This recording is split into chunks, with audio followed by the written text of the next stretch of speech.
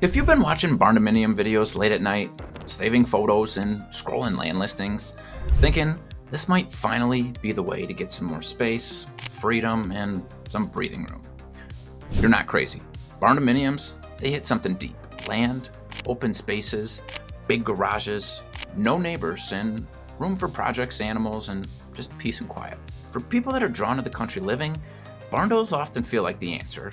But here's the part that no one wants to say out loud. Most people don't regret barndominiums because of how they look. They regret them because of what they wish they knew prior to getting started. And by the time that they realize it, it's too late. The concrete's poured, the loan's locked, and there's no rewind button. This isn't an anti-barndominium video, it's a reality check.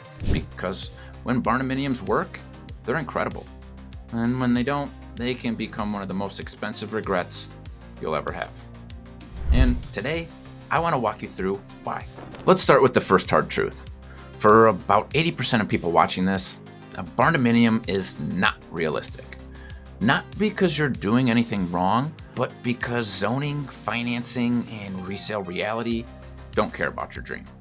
That's the part that most videos skip. Barndominiums, they're not illegal, they're just not welcome everywhere. And that distinction matters more than most people realize. Most barndominiums only work on very specific land. That usually means agricultural zoning, rural residential zoning, no HOA, no architectural boards to review it, and no minimum home size restrictions. In plain English, the land has to already allow it. Here's where people get burned. They find land that looks perfect, they buy it, and then they try and force a barndominium through zoning. Well, sorry to tell you, that's backwards. If the zoning doesn't already allow it, you're gambling with variances, appeals, delays, and just outright denials. Those fights, they don't take weeks. They can take months or even years. And this is why most barndominium projects stall before they're even started. Now let's talk about the quiet killer, financing. Banks, they don't hate barndominiums, they just hate uncertainty. And barndominiums create a lot of it. Why? Well, because appraisals. They rely on comparable sales, and most areas don't have many true barndominium comps. No comps? Well, that means lower appraisals. Lower appraisals often mean bigger down payments, and fewer lenders are willing to touch the deal. This is why refinancing barndominiums is so hard. If your plan relies on refinancing to survive, this is where things tend to fall apart.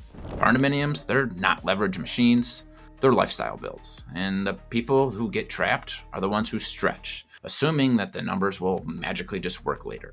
They usually don't. Construction is the next reality check. Barndominiums, they look simple, but they're not. You're combining metal shell construction with residential framing, mechanical systems, energy codes, and moisture control. Not every builder knows how to do this well. Mistakes, they don't show up immediately. They show up 3 winters later. And cost overruns, they hit harder here because specialty labor is limited, and design changes are rather expensive once steel and concrete are already involved. This is how budget builds quietly become expensive ones. Then comes resale. This is where expectations really break. Barndominiums do not sell like normal homes. The buyer pool is smaller, the comps are weaker if there's any at all, and the market time is much longer. That doesn't mean they won't sell. It just means that you should plan to keep them.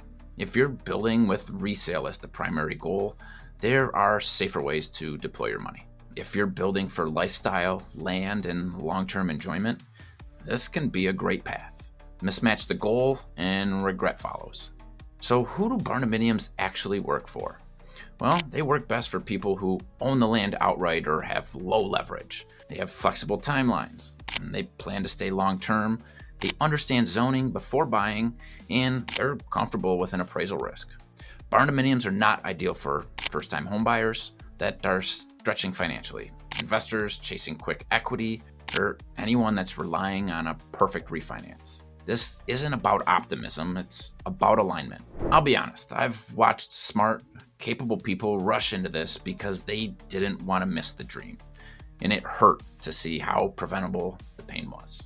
Barndominiums aren't bad. Rushed expectations are. And if you're serious about this path, the smartest move isn't designing a floor plan.